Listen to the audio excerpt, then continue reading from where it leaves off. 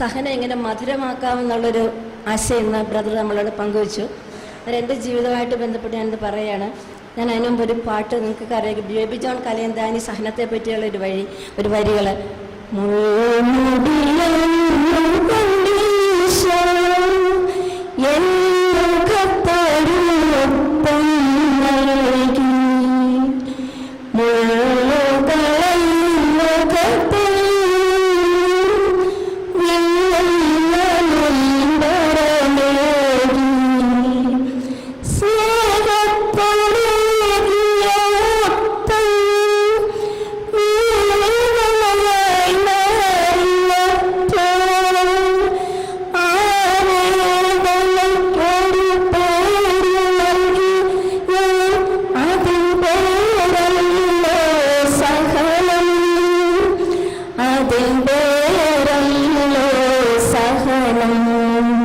അത് സഹനം എന്താണ്? സഹനം ഈശോയുടെ സ്നേഹ ചുംബനമാണ്.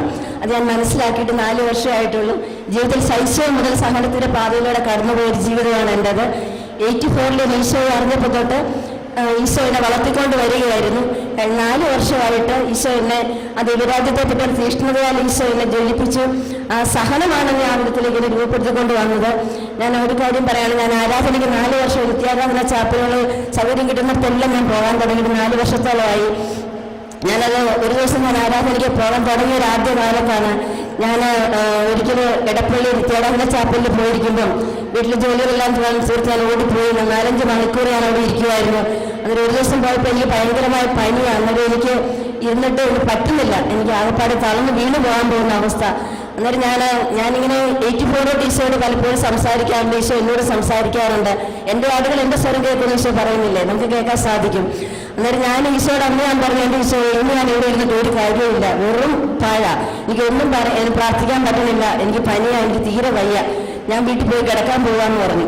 അന്നേരം ഈശോ ഇങ്ങനെ എന്നോട് ചോദിച്ചു, നീ എത്ര മണിക്ക് ചെല്ലുമെന്ന് പറഞ്ഞാൽ വീട്ടിൽ നിന്ന് പോകുന്നത്? അന്നേരം ഞാൻ പറഞ്ഞു, ഞാൻ എന്നും പോകാതെ 1 മണിക്ക് തിരിച്ചു പോകുമെന്നാണ് പറഞ്ഞാൽ പോകുന്നത്.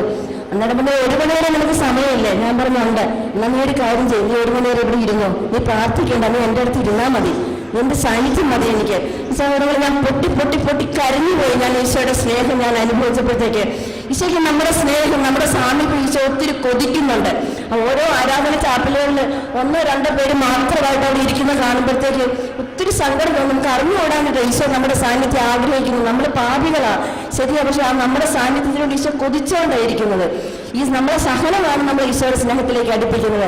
ഫിലിപ്പി 2:3 മുതൽ 8 വരെ പറയുന്നുണ്ട്, സഹനത്തിലൂടെ ഈശോ പരിപൂർണരാക്കപ്പെട്ടു എന്ന്. അന്നേരം ഈ ബലഹീനത നമ്മൾക്ക് പരിപൂർണതയിലേക്ക് വരാനുള്ള ഒരേ ഒരു വഴി സഹനം മാത്രമാണ്. ഇന്നെൻ്റെ സഹനത്തിലൂടെ ഒരുപാട് അനുഗ്രഹങ്ങൾ എൻ്റെ ജീവിതത്തിൽ ഈശോ എനിക്ക് തന്നിട്ടുണ്ട്. ധൈര്യത്തിൻ്റെയും വീണിൻ്റെയും സമൃദ്ധിയിൽ എനിക്ക് അവർക്ക് ഉണ്ടാകുന്നതിലേറെ ആനന്ദം ദൈവമേ എൻ്റെ ഹൃദയത്തിൽ അങ്ങനെ നിക്ഷേപിച്ചിരിക്കുന്നു. ഇന്ന് ഭൗതികമായ ഒന്നിലും ഞാൻ സന്തോഷം കണ്ടെത്തുന്നില്ല. എൻ്റെ ഈശോയുടെ സ്നേഹം അത് മാത്രം മതി, അതെനിക്ക് ആവോളം കിട്ടുന്നതാണ്. ഞാൻ ദൈവത്തിൻ്റെ മകളാണ്, ഈശോയുടെ പ്രിയപ്പെട്ട മണവാട്ടിയാണ്. എൻ്റെ ജീവിതത്തിലെ ഓരോ കാര്യങ്ങളിലും, ചെറുതും വലുതുമായ ഓരോ കാര്യങ്ങളിലും ഈശോ ഇടപെടുന്നു, എൻ്റെ ആരുടെ ഇടപെടുന്നുണ്ട്. അത്ഭുതകരമായിട്ട് പറയുന്ന ഇത്ര സമയമുള്ളതുകൊണ്ട് നിർത്തേണ്ട. ദൈവത്തിന് സ്തുതി.